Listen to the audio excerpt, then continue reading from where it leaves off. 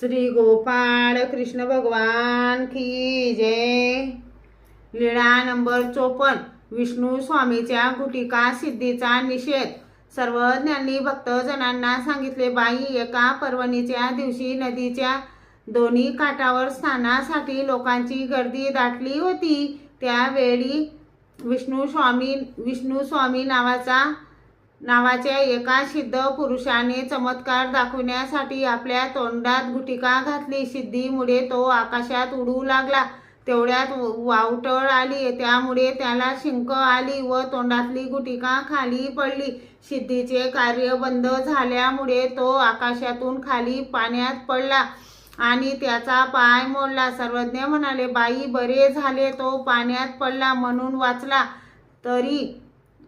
तरी तर जर पाण्याबाहेर पडला असता तर त्याचे हाडं गुडं राहिले नसते। असे झाले तरी त्याला लोक मागील मान्यतेमुळे भजत पूजतच होते। श्री गोपाळ कृष्ण भगवान की जय।